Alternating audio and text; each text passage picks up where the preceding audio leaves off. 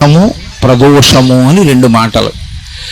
దోషము అన్న మాటకి అర్థం సాధారణంగా తప్పు అన్న భావనలో వాడుతుంటాం. ఆయన దోషం చేశాడండి, ఆయన పట్ల ఈయన దోషం చేశాడండి అంటుంటాం. కానీ సంస్కృత భాషలో దోషము అనేటటువంటి మాటకి కేవలము ఏదో తప్పు చేయుట అన్న అర్థం ఒక్కటే కాదు.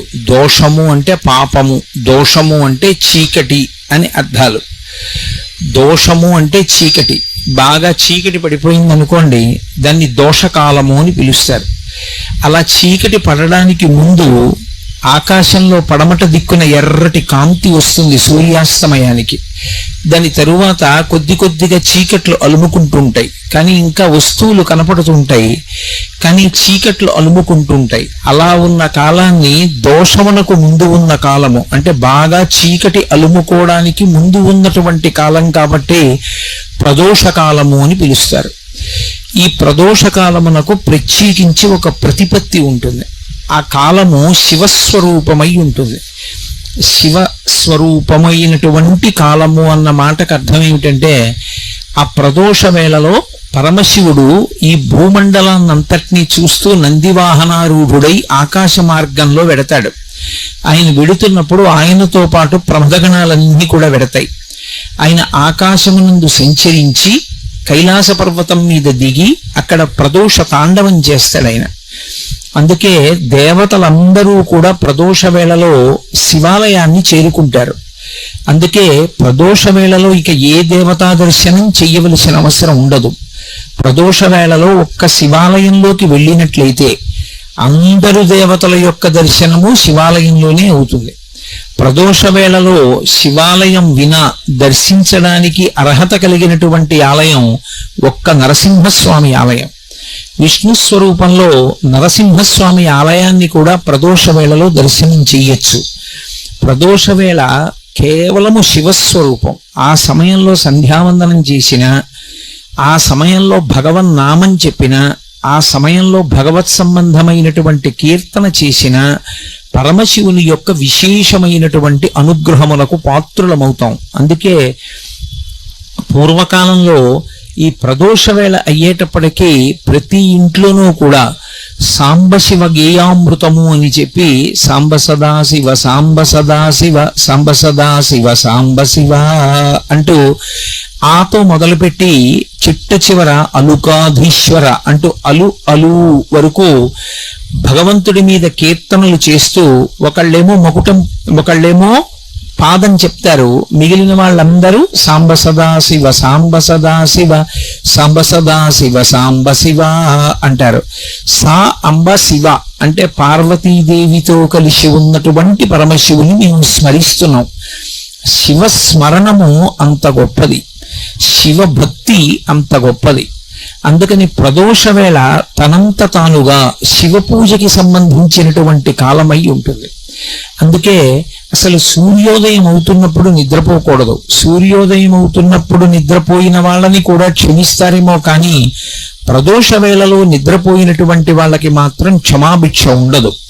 ఒక్క పరమ వృద్ధులైనటువంటి వాళ్ళు, గర్భిణీ స్త్రీ, ప్రసవమైనటువంటిది, రోగగ్రస్తమైనటువంటి శరీరం ఉన్నవారు, అలాంటి వారు తప్ప అన్యులు ఎవ్వరూ కూడా ప్రదోష వేళలో నిద్రపోకూడదు.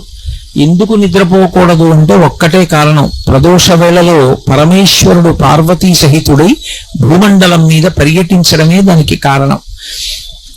అలాగే దోషము ప్రదోషము అని వాడినట్టే శివరాత్రి మహాశివరాత్రి అని రెండు మాటలు. నిజానికి మనం మాస శివరాత్రి అని పిలుస్తున్నాం. మాస శివరాత్రి అనక్కర్లేదు, శివరాత్రి. శివరాత్రి అని దేన్ని పిలుస్తారంటే, ప్రతి నెలలోనూ కూడా కృష్ణపక్షంలో అంటే అమావాస్యకి ముందు రాత్రి చతుర్దశి తిథి పరివ్యాప్తమై ఉంటే, అంటే రాత్రి 12 గంటల వేళకి చతుర్దశి తిథి ఉండాలి. అలా కాని ఉన్నట్టయితే దాన్ని శివరాత్రి అని పిలుస్తారు. ఒక్క మాఘమాసంలో వచ్చేటటువంటి మాఘ బహుళ చతుర్దశి ఉన్నటువంటి రాత్రి మహాశివరాత్రి అని పిలుస్తారు. ఈ మాస శివరాత్రి అంటూ ఉంటారు, అదే శివరాత్రి. ప్రతి నెలలోనూ చతుర్దశి రాత్రి ఉన్నటువంటి తిథి నాడు వస్తుంది. అది శివరాత్రి. మాఘమాసంలో వచ్చేది మహాశివరాత్రి. ఏమిటి శివరాత్రి అన్న మాటకి ఏమిటి అసలు అర్థం అంటే, శివరాత్రి అన్న మాటకి రెండు అర్థాలు. శివునకు సంబంధించినటువంటి శివపరమైనటువంటి రాత్రి అని ఒక అర్థం, విశేషణ పూర్వపద కర్మధారయా సమాసం. శివుని యొక్క రాత్రి షష్ఠీ తత్పురుష సమాసం. శివుని యొక్క రాత్రి శివపరమైన రాత్రి అని. ఈ చతుర్దశి తిథి బహుళపక్షంలో రాత్రి వేళ పరివ్యాప్తమై ఉంటే దానికి ఒక ప్రత్యేకమైనటువంటి లక్షణం ఉంటుంది. అది పరమమంగళప్రదమై భగవంతుని యొక్క అనుగ్రహాన్ని వర్షించేటటువంటి కాలమై ఉంటుంది. ఎందుచేత అంటారేమో, అసలు శివుడు కానిది, శివుడు లేనిది, శివుడు తాత్పర్యముగా మిగలనిది లోకంలో ఏమీ ఉండదు. సమస్తము శివుని చేతనే పరివ్యాప్తమై ఉంటుంది. అన్నీ ఆయనే అయి ఉంటాడు. అన్నీ ఆయనే అయి ఉన్నటువంటి శివుడు ఏదైనా ఇవ్వగలడు. ఆయన ఏదైనా ఇవ్వగలడు. ఏదైనా ఇవ్వడానికి నేను ఇది చేస్తేనే ఇస్తాననేటటువంటి నియమము పెట్టేవాడు కాడు. అందుకే శివ సంబంధంలో 3 మాటలు వాడతారు. ఒకటి ఆయన శివుడు, 2 సజ్జోజాత ముఖము ఉన్నవాడు, 3 అసుతోషుడు. ఈ 3 మాటలు అర్థమైతే అసలు మహాశివరాత్రి అనేటటువంటి తిథికి ఉన్నటువంటి విశేషం ఏమిటో అర్థమవుతుంది. ఆయన శివుడు. శివుడు అంటే మంగళప్రదుడు, శుభప్రదుడు, కళ్యాణకారకుడు, శోభనకారకుడు, మంగళకారకుడు అని గుర్తు. ఆయన ఎప్పుడూ భక్తులైనటువంటి వారికి మంచి చెయ్యడం వినా, ఉపకారం చెయ్యడం వినా, అపకారం చెయ్యడం అనేటటువంటిది తెలియని స్వరూపం ఏముంటుందో అటువంటి భగవత్ స్వరూపానికి శివ అని పిలుస్తారు. అందుకే అసలు శివుడు ఎన్నడూ ఇబ్బంది పెట్టడం అనేటటువంటి మాట లోకంలో ఉండదు. అందుకే మంత్రపుష్పం చెప్పినప్పుడు చెప్తూ ఉంటారు, ఈశాన సర్వ విద్యానాం ఈశ్వర సర్వభూతానాం బ్రహ్మాధిపతి బ్రహ్మణోధిపతి బ్రహ్మా శివోమే అస్తు సదాశివోం అంటారు. సదాశివోం, సదా బ్రహ్మ, సదా విష్ణు. ఆ మాటలు లేవు వేదంలో. సదాశివ అదొక్కటే ఉంది. సదాశివుడు అని పేరు పెట్టుకుంటూ ఉంటారు. ఆయన పేరు సదాశివరావు గారండి అంటుంటారు. సదాశివ అంటే సదా అంటే ఎల్లప్పుడూ ఆయన శివుడు. శివుడు అంటే మంగళప్రదుడు. ఎల్లప్పుడూ అంటే ఆయన అసలు కోపం పెట్టుకోవడం అనేటటువంటి మాట కానీ, బాధ పెట్టడం అన్న మాట కానీ తెలియని వాడెవరైనా ఉంటే లోకంలో అది శివుడు ఒక్కడే. ఆయనకి అసలు బాధ పెట్టడం అనేటటువంటి మాట ఆయన యొక్క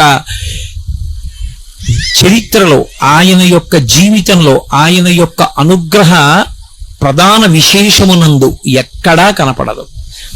ఎంత దోషభూయిష్టమైనటువంటి జీవితమున్నవాడైనా సరే ఒక్కసారి వెళ్ళి శివ అని పిలిచినంత మాత్రం చేత ఆయన వెంటనే అనుగ్రహిస్తాడు. అలా అనుగ్రహించగలిగినటువంటి ఉదారమైన హృదయం ఉన్నవాడు లోకమునకు తండ్రి కనుక జగత పితరవు వందే పార్వతీ పరమేశ్వరవు అంటాడు కాళిదాస మహాకవి. పార్వతీ పరమేశ్వరులు ఈ లోకమునకు తల్లిదండ్రులు. తండ్రి అయిన కారణం చేత ఆయన యొక్క హృదయము ఎల్లవేళలా కూడా కారుణ్యముతో నిండిపోయి ఉంటుంది, దయతో. ఆ దయతో ఉన్న కారణం చేత ఆయన నువ్వు ఈ తప్పు చేశావని చూడడం, వచ్చి క్షమించమని అడిగి భక్తితో నిలబడినంత మాత్రం చేత అనుగ్రహించగలిగినటువంటి పితృహృదయము కలిగినటువంటి వాడు. అలా అనుగ్రహించగలిగినటువంటి స్వరూపమై ఆయన శివుడై ఉంటాడు. శివ అన్న శబ్దానికి అర్థం ఏమిటంటే మంగళప్రదత్తము చేత శివం సుందరం సత్యం, సత్యం శివం సుందరం అని మనం మాట మాట్లాడుతుంటాం ఇప్పుడు. సత్యం అంటే సత్ తీయం సత్యం అంటే ఒకనాడు ఉండి ఒకనాడు లేకుండా పోయేవాడు కాడు. ఆయన ఎప్పుడూ ఉంటాడు. ఈ లోకాల మొత్తం మీద అసలు 5వతనం తరగడం అనేటటువంటి మాట లేనిది, అసలు కామానికి లొంగనటువంటి భర్తని పొంది ఉన్నది ఒక్క పార్వతీదేవి మాత్రమే. లోకంలో ఏ స్త్రీకైనా ఎప్పుడైనా 5వతనానికి ఇబ్బంది రావచ్చు, లేదా ఆమె వెళ్ళిపోయిన తరువాత అయినా భర్త వెళ్ళిపోతాడు కొంతకాలానికి. కానీ ఆమె భర్త వెళ్ళిపోవడం అనేటటువంటి మాట లోకంలో ఎన్నటికీ ఉండనిది. నిత్య సుమంగళి మహాతల్లి సర్వమంగళాదేవతా స్వరూపమైనది ఎవరంటే పార్వతీదేవి ఒక్కతే. ఆమె యొక్క పసుపు కుంకాలు అక్షయం. అందుకే ఎప్పుడైనా పసుపు కుంకాలు ప్రదానం చేస్తే ఆవిడ పేరు మీదే ప్రదానం చేస్తారు. కైలాస గౌరి నోము అంటారు. ఆవిడ పేరు మీద కానీ ఆ పసుపు కుంకాలు ఇస్తే ఆవిడ పరమ పరవశాన్ని పొంది ఏ స్త్రీ యొక్క పసుపు కుంకాలకి లోటు రాకుండా ఆమె కాపాడుతుంది. ఆమె ప్రతి సువాసిని యొక్క మంగళ సూత్రములో ప్రవేశించి సర్వమంగళాదేవతయి, సౌభాగ్య దేవతయి, సువాసినీత్వమును కల్పించగలిగినదై అనుగ్రహిస్తుంది. అలా అనుగ్రహించిన తల్లికి భర్తకి ఏ పోలికో ఆవిడదే పోలిక. ఆయనని పూజ చేయడం ఎంత తేలికో, ఆయన అనుగ్రహాన్ని పొందడం ఎంత తేలికో, ఆవిడ అనుగ్రహాన్ని పొందడం కూడా అంతే తేలిక. ఒక సువాసిని, ఒక పెళ్ళైనటువంటి స్త్రీ అమ్మవారి అనుగ్రహం పొందడానికి ఏం చెయ్యాలి అని అడిగారు అనుకోండి, ఆమె ప్రత్యేకంగా ఇది చేస్తేనే అమ్మవారి అనుగ్రహం కలుగుతుంది అని ఏం లేదు. అసలు లోకంలో మంచం మీద కూర్చుని ఏదీ చెయ్యకూడదు. 2, నిద్ర లేచి స్నానం చెయ్యకుండా ఏదీ చెయ్యకూడదు. 3, భార్యాభర్తల యొక్క సమాగమము జరిగిన తరువాత పగటి వేళ అంటే తెల్లవారగానే స్నానం చేస్తే తప్ప ఏదీ చేయకూడదు. అటువంటిది ఆడది పెళ్ళైనటువంటి స్త్రీ రాత్రి మంచం మీద నిద్రపోయి తెల్లవారి నిద్ర లేవగానే ఒకవేళ ముందు రోజు భర్త సుఖమును అనుభవించి ఉన్నప్పటికీ కూడా మెడలో ఉన్న మంగళసూత్రాన్ని తీసి కళ్ళకద్దుకుని అమ్మవారిని స్మరించి నమస్కరించినంత మాత్రం చేత ఆమె అనుగ్రహించేస్తుంది. అందుకే లోకంలో నిద్ర లేవగానే మంగళసూత్రాలు కళ్ళకద్దుకోకుండా నిద్ర లేచేటటువంటి అలవాటు ఉన్నటువంటి సువాసిని మనకి కనపడదు. ఎప్పటికీ మంగళసూత్రం అలా మెడలోనే ఉండాలి అంటే ఆ తల్లి యొక్క అనుగ్రహం పొందడానికి ఆ మంగళసూత్రం కళ్ళకద్దుకుంటే చాలు, ఆవిడ అనుగ్రహిస్తుంది. అంతటి కారుణ్యమూర్తి ఆ యమ. అమ్మలగన్నయమ్మ ముగురమ్మల మూలపుటమ్మ చాలా పెద్దమ్మ, సురారులమ్మ కడు పారడి అమ్మ తన్ని లోనమ్మిన వెల్పుటమ్మల మనంబున ఉండెడి అమ్మ దుర్గమాయమ్మ. కృపాబ్ధినిచ్యుత మహత్వ కవిత్వ పటుత్వ సంపదలంటారు పోతన గారు. ఆవిడ ముగురమ్మల మూలపుటమ్మ, ముగురమ్మలకి మూలపుటమ్మ, చాలా పెద్దమ్మ. ఎప్పటి తల్లు ఆ తల్లి ఆ తండ్రి వాళ్ళిద్దరూ ఇప్పుడు పుట్టిన వాళ్ళు అని చెప్పడం కుదరదు. వాళ్ళిద్దరికీ పుట్టిన తేదీ లేదు. ఈ సమస్త బ్రహ్మాండములు ఎప్పుడున్నాయో అంతకన్నా ముందే వాళ్ళు ఉన్నారు. అందుకే లలితా సహస్రనామ స్తోత్రంలో అమ్మవారికి పూర్వజ అని ఒక పేరు. జా అంటే పుట్టినది, పూర్వజ అంటే దీనికన్నా ముందు పుట్టినది. నేను ఈ పూలదండ చూపించి ఆవిడ ఎప్పుడుంది అంటే పూర్వజ, ఈ పూలు పుట్టకముందు ఉంది. ఈ పూలు పుట్టిన చెట్టు దాన్ని పుట్టకముందు ఉంది. ఆ చెట్టు పుట్టిన భూమి ఆ భూమి పుట్టకముందుంది. అసలు మీరేది చెప్పండి, దానికన్నా ముందావిడుంది. పూర్వజ అని వదిలేశాడు వ్యాసుడు. అందుకే నువ్వు ఏది చెప్పు దానికన్నా ముందావిడుంది. అయితే ఇక్కడ ఒక చమత్కారం ఉంటుంది. మరి అంత ముందు పుట్టిన తల్లి జుట్టు తెల్లపడదా? ఎప్పుడైనా అమ్మవారిని ధ్యానం చేస్తే తెల్లటి జుట్టు ఉన్నటువంటి తల్లిని ధ్యానం చెయ్యచ్చా అంటే ఎప్పుడు చెయ్యకూడదు. అలా పరమదోషం.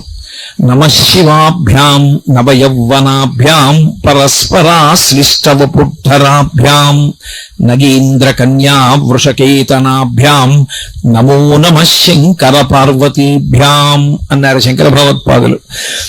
నమశివాభ్యాం వాళ్ళిద్దరూ ఎటువంటి వాళ్ళు అంటే నవయౌవనాభ్యాం, వాళ్ళు ఎప్పుడూ యవ్వనంలో ఉంటారు. యవ్వనంలో ఉంటారు అన్న మాటకు అర్థం ఏమిటి? యవ్వనంలోకి ప్రవేశించిన వ్యక్తి యొక్క జుట్టు నల్లగా ఉంటుంది, బాగా శక్తితో ఉంటాడు. ఆయనకి ఏమీ శక్తి క్షీణించడం, కళ్ళజోడు పెట్టుకోవలసిన అవసరం, జుట్టు తెల్లబడిపోవడం అలాంటివి ఏమి ఉండవు. బాగా బలంగా ఉన్నటువంటి కాలాన్ని యవ్వనం అంటారు. కానీ అందరూ యవ్వనంలోకి ప్రవేశిస్తారు. అందరికీ యవ్వనంలో ఉండాలని కోరుకుంటుంది కూడా. ఎందుకు అంటే ఒంట్లో బలం ఉంటుంది, తన పనులు తాను చేసుకోవచ్చు, 10 మందికి ఉపయోగపడవచ్చు. వృద్ధాప్యం వచ్చేసింది అనుకోండి, తానే వేరొకరి మీద ఆధారపడాలి, తానెవరికి ఏం చేసి పెట్టగలడు. అందుకని ఎవరైనా యవ్వనంలో ఉండాలని కోరుకుంటారు. కానీ మనం ఉండగలమా? మనం కోరుకుంటే యవ్వనంలో ఉండలేము. కాలము యొక్క ప్రవాహమునందు మనందరి శరీరములు జర్జరీభూతములవుతాయి. అంటే శరీరం అంతా ముడతలు పడిపోయి జుట్టు తెల్లబడిపోతుంది. జుట్టు తెల్లబడిపోయింది అంటే అప్పుడు దాన్ని ఇంకా శరీరము అని పిలవకూడదు, దేహము అని పిలుస్తారు. ఆయన దేహం అండి అనాలి, అంతేకాని ఆయన శరీరం అండి అనకూడదు. శరీరము అని ఎప్పుడు పిలుస్తారంటే దానికి పెరిగే అలవాటు ఉంటే, బలాన్ని పుంజుకునే అలవాటు ఉంటే శరీరం అంటారు. ఇక అది బలాన్ని పుంజుకోవడం మానేసి రోజు రోజుకి కొత్త కొత్త బలహీనతల్ని పొందుతూ అనేకమైన రోగములు పొందుతూ శరీరం మీద ఉన్నటువంటి చర్మం ముడతలు పడిపోతూ ఒక్కొక్క అవయవానికి ఉన్నటువంటి పటుత్వం తగ్గిపోతూ ఉంటే అటువంటి శరీరాన్ని దేహము అని పిలుస్తారు. దేహము అంటే దహ్యమానము అని. అది ఇక కాలిపోవడానికి సిద్ధపడిపోతుంది. ఎక్కడి నుంచి వచ్చిందో అక్కడికి వెళ్ళిపోవడానికి అది ప్రయాణానికి ఏర్పాట్లు చేసుకుంటోంది. అంటే ఎంతకాలం ఉన్నదో అంతకాలము ఇక ఉండదు. ఒక 50 ఏళ్ళు వచ్చేసాయి అనుకోండి, అప్పుడు ఇక అది దేహము. ఎందుకనంటే 50 ఏళ్ళు వచ్చాయి, ఇంకొక 50 ఏళ్ళు ఉంటాడని నమ్మకం ఏమి ఉండదు. ఉన్నా చాలా గొప్ప విషయం అది. కానీ ఇక ఆ పడమట సంధ్య అంటే ఒరిగిపోతున్నాడు, ఇక దహ్యమానం అయిపోతుంది, ఆ శరీరం కాలిపోవడానికి సిద్ధపడిపోతోంది. ఇలా ఎందుకు అయిపోతుంది అంటే మాకురు ధన జన యవ్వన గర్వం హరతి నిమేషకాల సర్వం మాయామయమిదమఖిలం హిత్వా బ్రహ్మపదం త్వం ప్రవిశ విదిత్వా అంటారు శంకర భగవత్పాదులు. కాలము బహు బలవత్తరమైనటువంటి స్వరూపము. ఈ చెయ్యి గుండెల మీద వేసుకుని నేనింత వాణ్ణి నేనంత వాణ్ణి అంటాడు. నేను ఇంత వాణ్ణి అని చెప్పినవాడు కాలమునందే ఎందుకు పనికిమాలినవాడు అయిపోతాడు. నేనింత అధికారిని అంటాడు. కాలమునందు 60 ఏళ్ళు వచ్చాయి, పోయింది పదవి, పలికేవాడు ఉండడు. నేనింత అందగాణ్ణి అంటాడు, అందము శిథిలమైపోతుంది. నేనింత పండితుణ్ణి అంటాడు, జ్ఞాపక శక్తి క్షీణించిపోతుంది. నేనింత బలవంతుణ్ణి అంటాడు, కాళ్ళు చేతులు వణుకుతాయి, కళ్ళు సరిగ్గా కనపడవు, బలం క్షీణించిపోతుంది. నేనింత ఐశ్వర్యవంతుణ్ణి అంటాడు, ఐశ్వర్యం కాలంలో ఒక్క రోజులో తరిగిపోయిన వాళ్ళు ఉన్నారు. కాబట్టి ఇన్నిటినీ తినేయగలిగినది ఏది అంటే కాలం ఒక్కటే. కాలము ఇన్నిటినీ ఏకకాలమునందు తినేస్తుంటుంది. మనకి తెలియదు అలా తినేస్తోందని. ప్రత్యాయాంతి గతాః పునర్న దివసాః కాలో జగద్భక్షకః అంటారు శంకరాచార్యుల వారు. సూర్యోదయ సూర్యాస్తమయాలు అవుతున్నాయి అంటే పరమేశ్వరుడు ఆ సూర్యోదయ సూర్యాస్తమయాలన్న రూపంలో తినేస్తున్నాడు. ఈ జగత్తునంతటినీ కూడా భక్షిస్తూ ఉంటాడు. శరీరముల యొక్క ఆయుర్దాయము క్షీణించిపోతోంది. ఇవాళ పొద్దున్న, ఇవాళ సాయంకాలం, నా జీవితంలో 12 గంటల కాలం అయిపోయిందా లేదా? అయిపోయింది. అయిపోయిన కాలం ఇక తిరిగి రాదు. కాబట్టి అన్నిటినీ ఏది తింటుంది అంటే కాలం తినేస్తుంది. కాబట్టి మనందరి యొక్క శరీరములు బలహీనపడతాయి, మనందరి జుట్టు తెల్లబడుతుంది. అందుకే మనం యవ్వనంలో ఉండేవాళ్ళం కాము. యవ్వనంలో ఉన్నప్పుడు సార్థక్యం పొంది కష్టపడి శాస్త్రం చదువుకున్నవాడు, భగవద్భక్తిని అలవాటు చేసుకున్నవాడు ఆ సమయంలో చదువుకున్నదేదో అదే స్ఫురణలో ఉంటుంది. ఆ తర్వాత చదువుకున్నది సరిగ్గా జ్ఞాపకంలో ఉండదు, చెదిరిపోతూ ఉంటుంది. కానీ పరమేశ్వరుడికి అలా యవ్వనం పోవడం ఉండదు, ఎప్పుడూ యవ్వనంలో ఉంటాడు. అంటే ఆ మాటకు అర్థం ఏమిటి? ఆయన ఏదో పిటపిటలాడుతూ ఉంటాడు అని కాదు దాని అర్థం. ఆయన కాలమునకు లొంగేవాడు కాడు. ఆయన కూడా కాలమునకు లొంగిపోయి, కాలములో ఆయన కూడా వృద్ధుడైపోయి ఆయనకి బలం తగ్గిపోయి అలా ఉండదు. ఆయన కాలమును శాసిస్తాడు. మనందరం కాలమునకు వశపడిపోతే కాలమునకు వశపడని ప్రాణి అన్నది ఒక్కటి కూడా ఈ ప్రపంచమునందు ఉండదు. సమస్త ప్రాణులు ఎంత గొప్పవాళ్ళమని చెప్పిన వాళ్ళైనా సరే చిట్ట చివరికి దేనికి వశపడిపోతారు అంటే ఆఖరణ కాలమునకు వశపడిపోతారు. ఆ కాలమునకు వశపడిపోయి అంత దీనమైనటువంటి స్థితిలో శరీరాన్ని విడిచిపెట్టేస్తారు. అంతకుముందు అబ్బా అనిపించుకున్న వాళ్ళు ఒకసారి కాలమునకు వశపడితే అబ్బబ్బా అనిపించుకుంటారు. ఒకప్పుడు మహానటి అని పిలిపించుకుంది సావిత్రి. మహాతల్లి ఎన్ని అద్భుతమైనటువంటి పాత్రలు పోషించిందో. అటువంటి ఆవిడ ఒకప్పుడు 505 రోజుల పాటు కోమాలో ఉండిపోయింది. ఆవిడ శరీరం వెళ్ళిపోయేటప్పటికి, ఆవిడ ప్రాణం విడిచిపెట్టేటప్పటికి పుర్రే ఎముకలు తప్ప ఏమీ లేవు. ఆవిడనెవరో గుర్తుపట్టలేరు. కాలము తినేసింది శరీరాన్ని. అన్ని ప్రాణులు నేను ఎంత గొప్పవాణ్ణని గుండెలు బాదుకున్నవాడైనా చిట్ట చివరికి గెలవలేనిది అంటే కాలమును గెలవలేడు. కాలము భయకారకము. బాగా జ్ఞాపకం పెట్టుకోండి నేను చెప్పే విషయం. కాలము భయమునకు హేతువై ఉంటుంది. ఎందుచేత అంటే రోజులు వెళ్ళిపోతున్నాయన్న దగ్గర నుంచి కూడా భయం దేనికి అంటే, ఒకటి ఉన్నది పోతుందేమోనన్న భయం లోకానికి, 2 నేను అనుకున్నది రాదేమోనని భయం, 3 తానుండనేమోనని భయం. 3 భయముల చేత ఎప్పుడూ వశుడై ఉంటాడు. ఈ 3 భయములు ఎందుకు ఏర్పడతాయి అంటే, మన శరీరమునందు 3 లక్షణములు ఉంటాయి. కార్మిక మలము, మాయిక మలము, ఆనవ మలము అని 3 మలములు ఉంటాయి. ఈ శరీరం అంతా మల సంఘాతము అంటుంది వేదాంతం. మలము అంటే మనం తెల్లవారుజామున పొద్దున్నే విసర్జించేటటువంటి మలం ఎటువంటిదో, ఈ శరీరం అంతా కూడా మలముతో కూడి ఉంటుంది. దీన్ని 3 రకములైన మలముల చేత తయారు చేయబడుతుంది ఈ శరీరం. ఆనవ మలము అంటారు. ఆనవ మలము అంటే పంచభూతములలో ఉండేటటువంటి అణువులు తీసి ఈశ్వరుడు దీన్ని తయారు చేస్తాడు. ఇందులో కొంత పృథివిని పెడతాడు. పృథివి అంటే మట్టి. ఎంత స్నానం చెయ్యండి, కొద్దిగా నీటి చుక్క వేసి ఇలా అంటే అందులోంచి మట్టి వస్తుంది. ఈ శరీరంలో మట్టి ఉంటుంది. ఎముకలన్నీ సున్నం. సున్నం అంటే మట్టే. ఎముకలు సున్నంతో తయారు చేయబడతాయి. అందుకే ఎముకలకి బలహీనత వస్తే కాల్షియం టాబ్లెట్లు ఇస్తారు. కాల్షియం అంటే సున్నం. కాబట్టి ఇది మట్టి ఉంటుంది ఇందులో. ఆనవ మలము, పృథ్వీలో ఉన్న మట్టి ఇందులో కలుస్తుంది. అలాగే జలము, బయట ఉన్నటువంటి నీరు ఇందులో కూడా కొంత ఉండాలి. ఇందులో నీరు పూర్తిగా అయిపోయింది అనుకోండి, పడిపోతుంది శరీరం. డీహైడ్రేషన్ వచ్చిందంటారు. లోపల నీరు నిలబడకపోతే శరీరం పడిపోతుంది. వాయువు, బయట గాలి ఎలా ఉంటుందో అలా ఇది కూడా గాలి పుచ్చుకోవాలి, గాలి వదిలిపెట్టాలి. గాలి పుచ్చుకోకపోయినా, గాలి వదిలిపెట్టకపోయినా వెళ్ళిపోయాడంటారు. అలాగే అగ్ని, బయట వేడిగా ఉంటుంది, ఇందులో కూడా ఎప్పుడు ఒకే వేడి ఉండాలి. అంతకన్నా తక్కువ వస్తే చెమటలు పట్టేస్తుంది, అంతకన్నా ఎక్కువైపోతే జ్వరం వస్తుంది. ఒకే వేడి ఉండాలి, ఇందులో అగ్ని ఉండాలి. పృథివీ, ఆపస్, తేజో, వాయు, ఆకాశము. ఆకాశము అంటే ఇందులో ఎక్కడెక్కడ ఎంతంత ఖాళీ ఉండాలో అంతంత ఖాళీలు ఉండాలి. తేలిగ్గా అర్థం అవ్వాలంటే పరమేశ్వరుడు యొక్క నిర్మాణము అంత అద్భుతంగా ఉంటుంది శరీరంలో. ఈ ముక్కుకుండేటటువంటి 2 కన్నాలు మూసుకున్నాయనుకోండి పడిశం పట్టి, ఎంత వ్యధపడతాడు ప్రాణి గాలి పీల్చుకోవడానికి, నోటితో పీల్చుకోవడానికి. అలాగే నోటికి కంఠంలో ఉండేటటువంటి కన్నం మూసుకుందనుకోండి ఏ కారణానికైనా, ఇక అన్నం తినలేడు. ముక్కులోంచి గొట్టాలు పెట్టి ద్రవ పదార్థం కడుపులోకి పంపించాలి. ఎక్కడెక్కడ ఎంత ఖాళీ ఉండాలో అంత ఖాళీ ఉండాలి. రక్తనాళాలలో రక్తం ప్రసరించడానికి ఎప్పుడూ ఖాళీ ఉండాలి. అది కొవ్వుతో మూసుకుందనుకోండి పక్షవాతం వస్తుంది.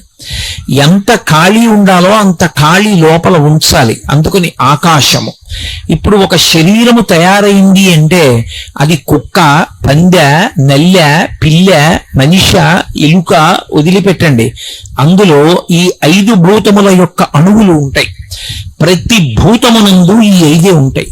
పృథివీ, ఆపస్, తేజో, వాయు, ఆకాశములు. పరమేశ్వరుని యొక్క శరీరము ఈ 5 మలముల చేత, అంటే బయట ఉండేటటువంటి భూతములకు ఉండేటటువంటి మలం దీనికి అంటదో. మలం అని ఎందుకంటారంటే ఇవన్నీ కూడా అపవిత్రమవుతూ ఉంటాయి. భూమి ఉందనుకోండి, ఇప్పుడు మీరు ఇక్కడ ఒక హోమం చేద్దాం అనుకున్నారనుకోండి, చెయ్యకూడదు. ఎందుచేత అంటే మనందరం తొక్కేశాం. ఏవో జంతువులు వచ్చి మలమూత్ర విసర్జన చేస్తాయి, ఎన్నో ప్రాణులు అందులో పడిపోయి మరణించి ఉంటాయి. ఇప్పుడు నేను మాట్లాడుతుంటే ఆ ధ్వనికి కొన్ని ప్రాణులు పడిపోతాయి. చేయకూడదు. ఆవు పేడ తీసుకొచ్చి శుద్ధి చేస్తేనే చెయ్యాలి. ప్రతి భూతమునకు కూడా అపరిశుభ్రమవుతుంది. నీళ్లున్నాయనుకోండి, ఆ నీళ్లు కొంతకాలం అలా నిలవుండిపోయి దుర్గంధ భూయిష్టమై పురుగులు పట్టేసాయనుకోండి, ఆ నీరు తాగం, పోసుకోం, దేనికి వాడం. అలాగే ప్రతి భూతమునకు కూడా అది అయోగ్యమవుతుంది, కలుషితమవుతుంది. ఈ శరీరమునందు ఉన్నటువంటి 5 భూతములకు కూడా కలుషితమయ్యేటటువంటి లక్షణం ఉంది. మలము నుండి మలమే వస్తుంది, మలము నుండి కొత్త విషయం రాదు. అందుకే కాసేపు మాట్లాడకుండా కూర్చున్నాను అనుకోండి, ఒక్క 2 గంటలు నోరు దుర్వాసన వస్తుంది, పాచి పడుతుంది లోపల. ఒక్కరోజు పడుకుని నిద్ర లేచాను అనుకోండి, చెవిలో గులిమి పడుతుంది, ముక్కులో చీమిడి పడుతుంది, శరీరం అంతా చెమట పడుతుంది. అంటే మలమును విడిచిపెడుతూ ఉంటుంది. కానీ పరమేశ్వరుని యొక్క శరీరము అలా తయారు చేయబడదు, దానికి ఆణవ మలం ఉండదు. అంటే భగవంతుని యొక్క శరీరమును తయారు చేసినప్పుడు, తయారు చేయడానికి ఒకడు తయారు చేసిన వాడు ఉంటాడా? ఆయన స్వయంభూ. అటువంటి పరమశివుని యొక్క శరీరము ఈ 5 మలముల చేత తయారు కాదు. అది అప్రాకృత శరీరం తం అతిమన్మథరూపిణం ఘృతరీతి ఘనీభూతం సచ్చిదానంద విగ్రహం అంటాడు లింగ పురాణంలో వ్యాస భగవానుడు. అప్రాకృత శరీరం తం, అది ప్రాకృత శరీరము కాదు, మనలా ఉండదు. పేరుకున్న నెయ్యి ఎలా ఉంటుందో అలా ఉంటుంది. నెయ్యి పేరుకోలేదనుకోండి, దానికి ఏమిటి రూపం అని అడిగారు అనుకోండి, ఏమిటి రూపం? దానికి ఏం రూపం ఉండదు. తీసుకెళ్లి ఓ చిన్న గిన్నెలో పోసాను అనుకోండి, గిన్నె రూపాన్ని పొందుతుంది. తీసుకెళ్లి నేను ఓ గరిటలో పోసాను అనుకోండి, గరిటె రూపాన్ని పొందుతుంది. ఓ చెంచాలో పట్టుకున్నాను అనుకోండి, చెంచా రూపాన్ని పొందుతుంది. నా చేతిలో పోసుకున్నాను అనుకోండి, నా చెయ్యి పట్టినంత గొప్ప రూపాన్ని పొందుతుంది. అసలు దానికి రూపం ఏమి ఉండదు. అదే పేరుకుంటే ఒక రకమైన రంగు, ఒక వాసన అన్ని తెలుస్తాయి. పేరుకున్న నెయ్యి ఎలా ఉంటుందో అలా రూపము లేనివాడు రూపాన్ని పొందుతాడు. అందుకే పరమశివుడికి 63 మూర్తులు. ఆయనకి అని ఒక రూపం ఉండదు. ఆయన ఎలా కావాలంటే అటువంటి రూపాన్ని పొందుతాడు. అందుకే అప్రాకృత శరీరం తం అతిమన్మథరూపిణం.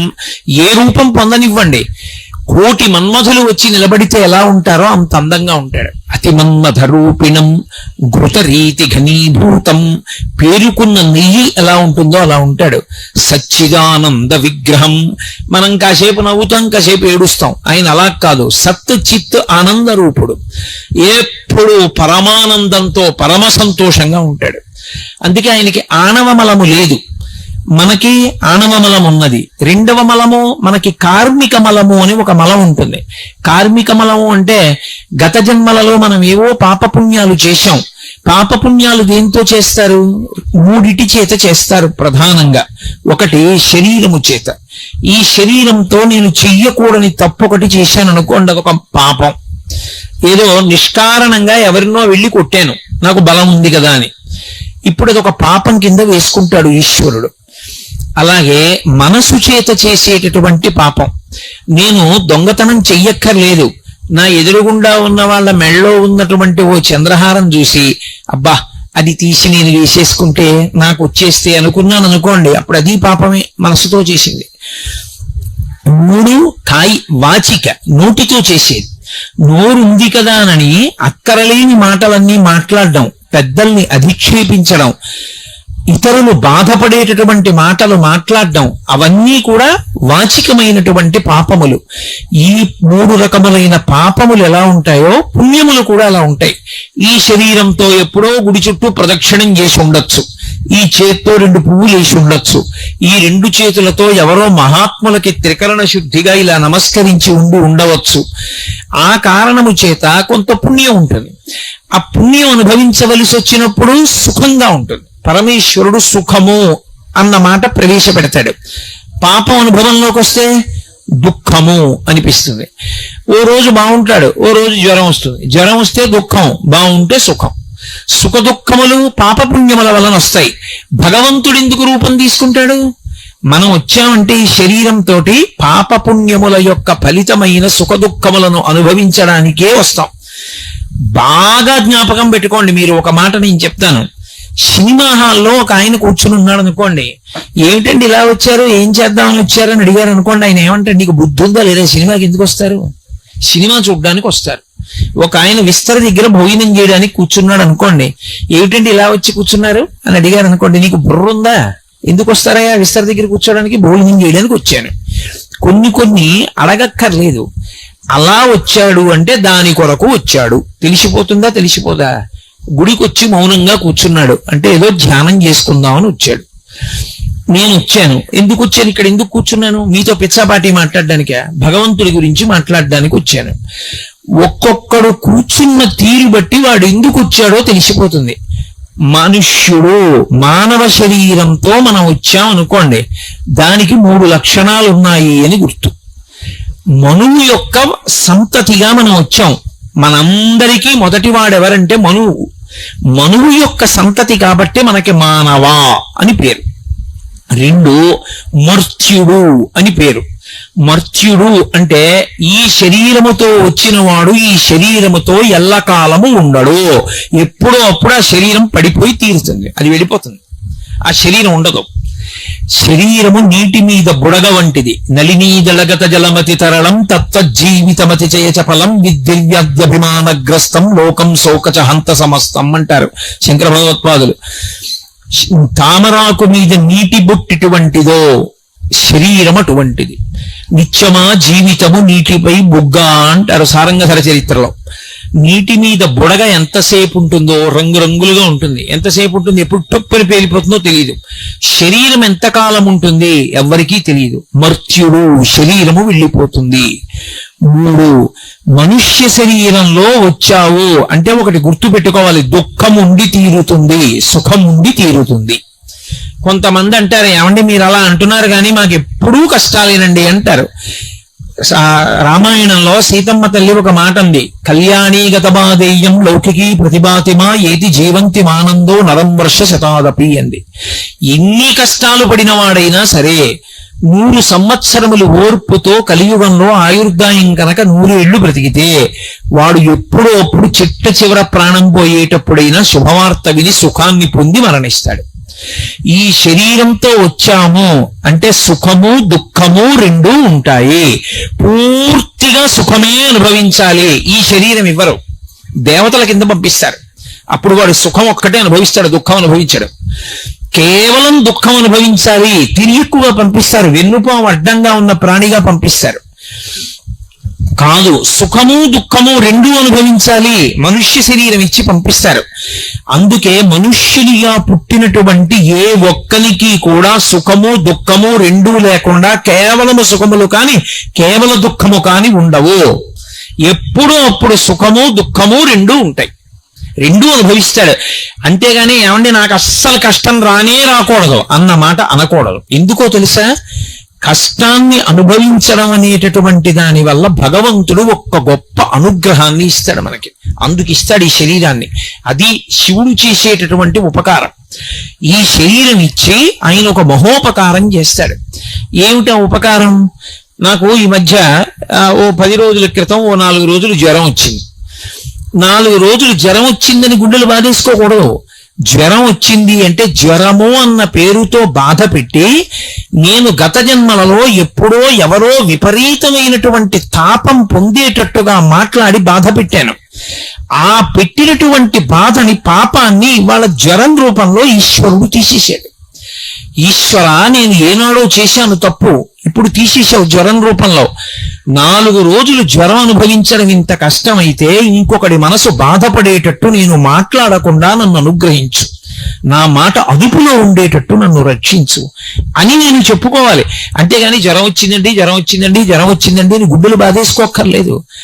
అదే అంటుంది భారతంలో కుంతీదేవి, కష్టం రాకుండా ఎవడూ ఉండడు, వచ్చిన కష్టాన్ని పరమేశ్వరుడు యొక్క ప్రసాదమన్న బుద్ధితో అనుభవించడం నేర్చుకోగలగాలి. ఈశ్వరుడి పాదాలు విడిచిపెట్టేస్తే ఏమొస్తుంది? ఈశ్వర, ఎప్పుడో తప్పు చేశాను, మీరు కష్టం ఇచ్చారు, కానీ ఓర్చుకోలేను తండ్రి, ఇప్పుడు బుద్ధి వచ్చింది, ఇంత కష్టపెట్టకండి అంటే నమశివాభ్యాం అశుభాపహాభ్యాం, అంత కష్టపెట్టంలేరా, తక్కువ కష్టంతో తీసేస్తాను ఈ పాపం అని పాము కరవవలసిన వాణ్ణి చీమ చేత కరిపించి తీసేస్తాడు ఆయన. కాబట్టి భగవంతుని యందు భక్తి ఎన్నడూ విడిచిపెట్టకూడదు. అలా విడిచిపెట్టకుండా నిలబడగలిగిన వాడెవడో వాడి భక్తి పండినటువంటి భక్తి.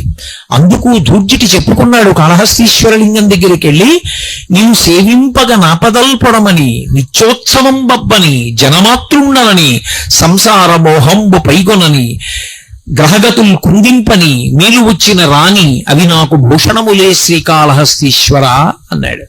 లోకుల్నందని మెచ్చని అలుగని లోలోన నిందించని చీకాకున్బడని మహాత్ముడనని జేలొగ్గని మూకీభావమనం తెట్టని త్రోయని నీ కారుణ్యము కలిగి ఉండినను అంతే చాలునో శంకర. లోకాలు మెచ్చుకొని తిట్టని, మహాత్ముడనని నమస్కారాలు పెట్టని, దుర్మార్గుడనని రాళ్లు పెట్టి కొట్టని బాధ లేదు. నీ అనుగ్రహం పోకుండా ఉంటే చాలు, నీ యందు భక్తి ఉంటే చాలు శంకర, నాకు అది చాలు అన్నాడు. కాబట్టి మనందరం గత జన్మలలో చేసుకున్నటువంటి పాపపుణ్యముల యొక్క ఫలితాన్ని సుఖదుఖాలుగా అనుభవించడానికి జన్మలోకి వచ్చాం. పరమేశ్వరుడు తేతలిలో శివలింగ రూపంలో వెలిశాడు.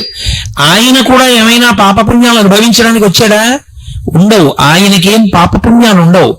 ఆయనకి ఏమీ లేకపోయినా మరి ఎందుకు వస్తాడు? మనని అనుగ్రహించడానికి వస్తాడు, మనని సేద తీర్చడానికి వస్తాడు, మనం భక్తితో ఆర్తితో వెళ్ళి చెప్పుకోవడానికి వస్తాడు. ఈ మాటకి అర్థం మీరు చాలా జాగ్రత్తగా పట్టుకోవాలి. ఓ కష్టం వచ్చింది అనుకోండి, ఏదో ఇబ్బంది వచ్చింది, వాడు ఉన్నాడన్న నమ్మకం ఒకటి ఉండాలి. గుళ్ళోకి వచ్చే ముందు అసలు వాడు ఉన్నాడు, వాడు పరమశివుడు, వాడు కూర్చున్నాడు అలా అని వచ్చి వాడితో చెప్పుకోవాలి. వాడితో వచ్చి చెప్పుకునేటప్పుడు లోపలికొచ్చి కూర్చున్నప్పుడు వాడు ఉన్నాడు అన్న భావన మనసులో గట్టిగా స్థిరపడకుండా ఏదో వచ్చామంటే వచ్చాం, ఏదో వెళ్ళామంటే వెళ్ళాం, ఉపయోగం ఏముంది? ఇప్పుడు లోపలికి వచ్చి భగవన్ నాకు ఇంత కష్టం వచ్చింది, ఓర్చుకోలేకపోతున్నాను, శంకర నాకు ఉపకారం చెయ్యండి, ఏదో పాపం చేసి ఉంటాను అందుకే ఈ బాధపడుతున్నాను, కానీ నన్ను క్షమించండి, మీరు క్షమిస్తే ఆ పాపం పోతుంది, క్షమించి ఇంకెప్పుడూ నేను తప్పు చేయకుండా నన్ను అనుగ్రహించి ఇంత కష్టం నేను పడవలసిన అవసరం లేకుండా నన్ను అనుగ్రహించండి అని చెప్పుకోవాలి. ఇప్పుడు మీకు ఒక అనుమానం వస్తుంది, పరమశివుడు సర్వజ్ఞుడు కదా, ఆయనకి అన్నీ తెలుసుగా, నేను బాధపడుతున్నానని ఆయనకి తెలీదా? నేను వెళ్ళి ఆయనకి చెప్పుకుంటే కానీ తెలియకపోతే ఇక ఆయన నాలాంటి వాడే, కొన్ని తెలుసు కొన్ని తెలియదు, ఇంకెందుకు ఆయనకి చెప్పడం? రెండు, సర్వజ్ఞుడు అనుకోండి, అన్నీ తెలుసున్నవాడు అనుకోండి, నేను చెప్పక్కర్లేదు. మరి ఇక చెప్పడం అన్నమాట ఎందుకు వస్తుంది? గుళ్ళోకి వెళ్ళి అసలు ఆయనతో చెప్పుకోవడం ఎందుకు? భగవంతుడితో మొరపెట్టడం ఎందుకు? రెండు, ఆయన దగ్గరికి వెళ్ళి నేను నామం చెప్పడమో, భజన చేయడమో, స్తోత్రం చెయ్యడమో, మారేడుదలం వేయడమో, అభిషేకం చెయ్యడమో చేశాను అనుకోండి, అప్పుడే నన్ను అనుగ్రహిస్తాడు అంటే లోకంలో అందరిలాగే ఆయనకి ఏదో లంచం పెడితే లొంగేవాడైతే ఇంకా ఆయన యొక్క గొప్పతనం ఏముంది? ఇంకెందుకు ఆయనకి పూజ చేయడం? కాదు. ఇది శివభక్తి అన్న మాటకి తాత్పర్యాన్ని అర్థం చేసుకోవాలి. ఎందుకు దేవాలయంలోకి వెళ్ళి చెప్పుకుంటామంటే చెప్పుకోకుండా ఉండలేక చెప్పుకుంటాం. ఆయనకి తెలియదని కాదు, కానీ చాలా కష్టంలో ఉన్నావు, రైల్లో ప్రయాణం చేస్తున్నావు, పక్కన ఎవరో కూర్చున్నాడు, ఏదో మాటలు కలిశాయి, ఏమంటే అలా ఉన్నారే మీరు నీరసంగా అని అడిగాడు. నీ కష్టం అంతా ఆయనకి చెప్పావు, ఆయన ఆరుస్తాడా తీరుస్తాడా? 2 స్టేషన్ల తర్వాత తీపోతాడు. ఎందుకు చెప్పావు? చెప్పకుండా ఉండలేక నీ కష్టాన్ని చెప్పుకున్నావు. భగవంతుడికి తెలియదని కాదు, నీకన్నా నాకెవరున్నారు చెప్పడానికి, అందుకు నీకు చెప్పుకుంటున్నాను అన్న భావనతో చెప్పుకోవడం రావాలి. అప్పుడు భగవంతుడితో అనుసంధానం అయ్యాడు భక్తుడు అని పిలుస్తారు తప్ప అసలు అదో శివలింగం అని వెళ్ళిపోయాడు అనుకోండి, ఎలా అనుసంధానం అవుతాడు? కాదు, ఆయన పరమేశ్వరుడు. నువ్వు చక్కగా ప్రశాంతంగా కూర్చుని నీ జీవితం, నీ కష్ట సుఖాలు, నువ్వు ఏది గెలవలేకపోతున్నావు, ఎక్కడ తప్పు చేస్తున్నావు, తప్పు చెయ్యకుండా ఎలా ఉండాలనుకుంటున్నావు, దానికి ఆయన ఏం సహాయం చెయ్యాలని కోరుకుంటున్నావు, వచ్చి మౌనంగా కూర్చుని ఆయనతో కళ్ళు మూసుకుని ఆయనతో మాట్లాడి చెప్పుకుని వెళ్ళాలి. అలా వెళ్ళడం భక్తి. అర్థో జిజ్ఞాసురర్థార్థి జ్ఞానీచ భరతర్షభ. 2, ఆయన దగ్గరికి వెళ్ళి మారేడుదలం వేయడం, ఆయన దగ్గరికి వెళ్ళి నీళ్లు పోయడం, ఆయన దగ్గరికి వెళ్ళి పండు పట్టుకెళ్ళడం ఎందుకు? అలా ఇస్తే కానీ లొంగడా? లంచం పెడితే కానీ ఒప్పుకునేవాడు కాడా? కాదు. ఎందుకు ఇస్తామంటే ఆయన దగ్గరికి వెళ్ళినప్పుడు మన ప్రేమ పండినప్పుడు ఇవ్వకుండా ఉండలేక ఇస్తాం తప్ప ఇవ్వడానికి ఆయనది కానిది మనదైనది ఏముందని పట్టుకెళ్ళి ఇస్తారు చెప్పండి? ఇది ఆయనది కాదండి, ఇది ఆయనకి లేదండి, నాకే ఉందండి అందుకు నేను ఇస్తానండి అనడానికి ఆయనది కానిది మనకున్నది ఒకటి నాకు చెప్పండి. శంకరాచార్యుల వారు శివానంద లహరిలో దెప్పి పొడిచారు. కరస్తే హేమాద్రియౌ గిరీశ నికటస్థే ధనపతౌ శిరస్థే శీతాంశౌ చరణయుగళస్థే అఖిల శుభౌ గృహస్థే స్వర్భూజామరసురభి చింతామణిగణి కమర్థం దాస్యేహం భవతు భవదర్థం మమ మనః అన్నారు. శంకర, మీకేమైనా ఇవ్వాలని వచ్చాను. ఇవ్వడానికి ఆయనకి లేనిదేమిటి? కరస్థే హేమాద్రియౌ, ఆయన ఒక చేతిలో బంగారు కొండ పట్టుకుంటాడు, మేరు పర్వతాన్ని ధనస్సుగా పట్టుకుంటాడు. ప్రపంచంలో మేరు పర్వతాన్ని ఆధారం చేసుకుని గ్రహాలు కూడా తిరుగుతాయి. అటువంటి మేరు పర్వతం ఆయన చేతిలో ఒక ధనస్సుగా నిలబడి ఉంటుంది. బంగారు కొండ ఆయన దగ్గర ఉంది. ఏమిస్తావు ఆయనకి? ఆయనకు గొలుసు చేయించాలా? ఆయనకు మువ్వల వడ్డాణం చేయించాలా? ఆయనకి ఏం లేదని మనం ఇస్తాం. కాబట్టి ఇవ్వలేము, బంగారం ఇవ్వలేము. అయ్యా, మీ దగ్గర బంగారం ఉంది కానండి, ఏ అర్ధరాత్రో 4 రూపాయలు కావాలంటే మీరు ఏటీఎం కౌంటర్కి వెళ్ళాలి కదా. మీ దగ్గర డబ్బులు ఉన్నప్పుడు బంగారం అమ్ముకుందాం అంటే ఎవడు కొంటాడు? అర్ధరాత్రి దొంగలని పట్టుకుంటారు. అందుకని చెప్పి మీకు కొంత డబ్బు ఇద్దాం అనుకుంటున్నానంటారా? గిరీశ నికటస్థే ధనపతౌ, ఓ శివ, మీ దగ్గర నవనిధులకు అధిపతి అయినటువంటి కుబేరుడు ఇలా చేతులు కట్టుకుని నిలబడి ఉంటాడు. ఎప్పుడైనా శివుడికి ఏదైనా నేను చేయగలనా అని. అప్పటి నుంచి ఇప్పటి వరకు అలాగే నించుని ఉన్నాడు.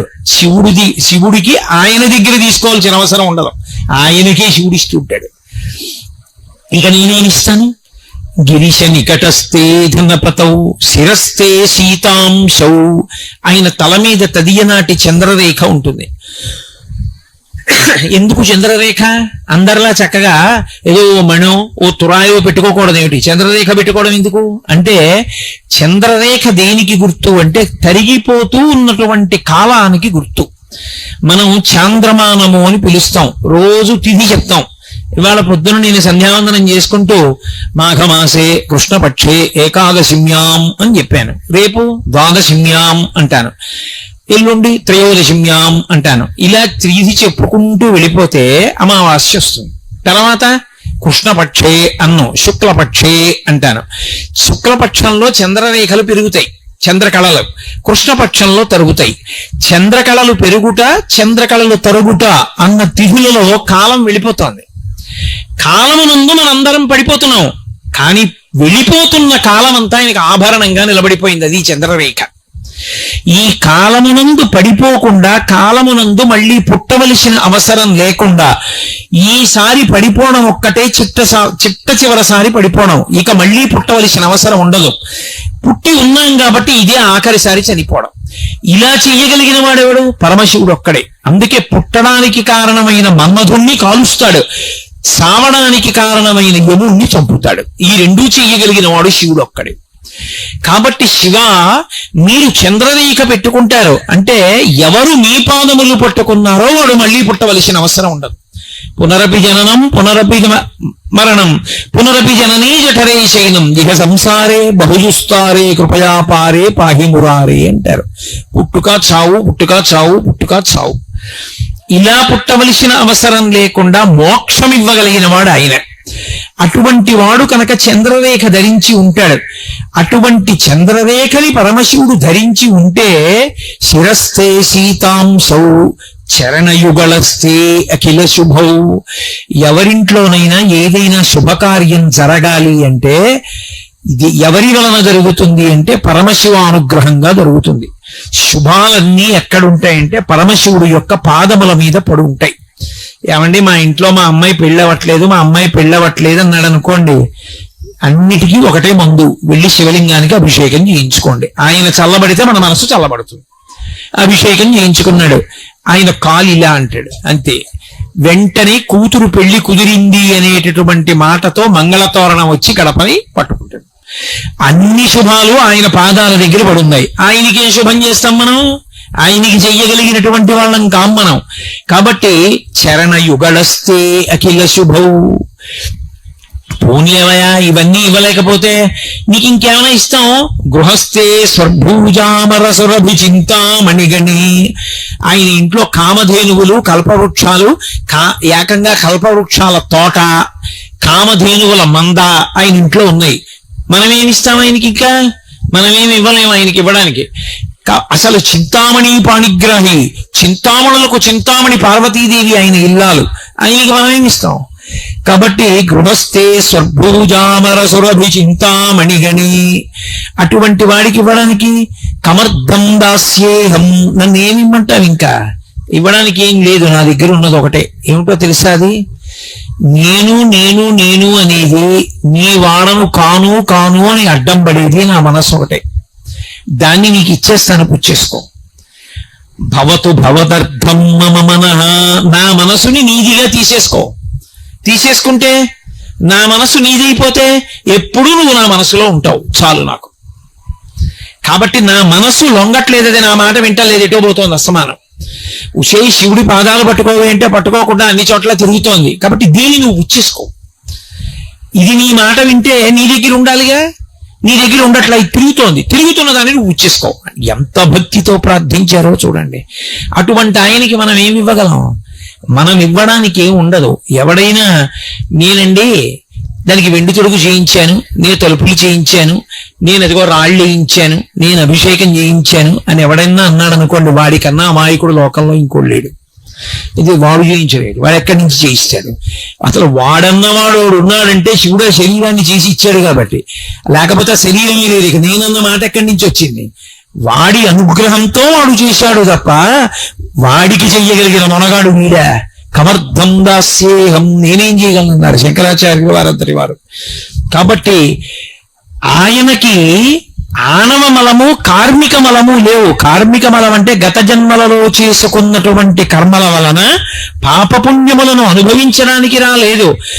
మనం చేసుకున్న పాపాలకి మనం దుఃఖపడుతుంటే దుఃఖాన్ని తట్టుకోలేకపోతే ఈశ్వరామ మనల్ని అనుగ్రహించండి మనం వేడుకోవడానికి, మనకి అవకాశం ఇవ్వడానికి ఆయన వచ్చి కూర్చున్నాడు. ఇప్పుడు ఆయన ఎవరు? లింగం. లింగం అంటే అది గుర్తు, అంతటా నిండిపోయిన వాడికి గుర్తు. లింగము అంటే గుర్తు, అంతటా నిండిపోయిన పదార్థానికి గుర్తే పరమశివుడు, అదే శివలింగం. ఇప్పుడు ఆ లింగం చల్లబడింది అనుకోండి, అభిషేకం అలా జరుగుతూనే ఉంటుంది, ధారాపాత్రలోంచి నీళ్లు పడుతూనే ఉంటాయి. చల్లబడింది అనుకోండి, అలా చల్లబడితే మన మనసులన్నీ చల్లబడతాయి. అందుకే లోకం అంతా బాగుండాలి, లోక కళ్యాణార్థం అభిషేకం. కూతురికి పెళ్ళవ్వాలి, అభిషేకం.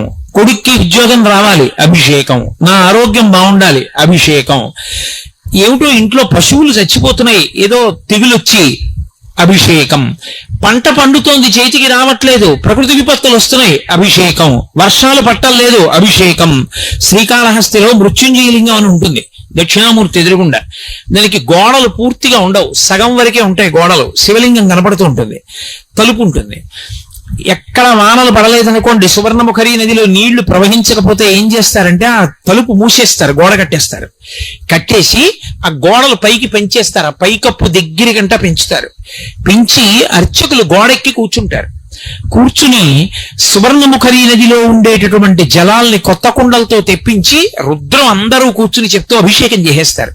చేసేస్తే ఆ నీళ్లలో శివలింగం మునిగిపోయే వరకు చేస్తారు. శివలింగం చివరి భాగం నీటిలో మునగగానే ఆకాశం అంతా నల్లటి మబ్బులు వచ్చి మెరుపులు మెరిసి వర్షం పడిపోతుంది. ఎన్ని మాటలో జరిగింది శ్రీకాళహస్తిలో. మీరు ఇప్పటికీ శ్రీకాళహస్తి వెడితే ఆ శివలింగం, దక్షిణామూర్తి ఎదురుగున్నా ఉన్న శివలింగానికి వర్షాలు పడకపోతే అభిషేకం చేస్తారని చెప్పారు కోటేశ్వరారు. ఏదా శివలింగం అంటే చూపిస్తారు. కాబట్టి వర్షాలు పడలేదు, శివలింగానికి అభిషేకం. లోకంలో అన్నం దొరకట్లేదు, పరమశివుడికి అన్నాభిషేకం.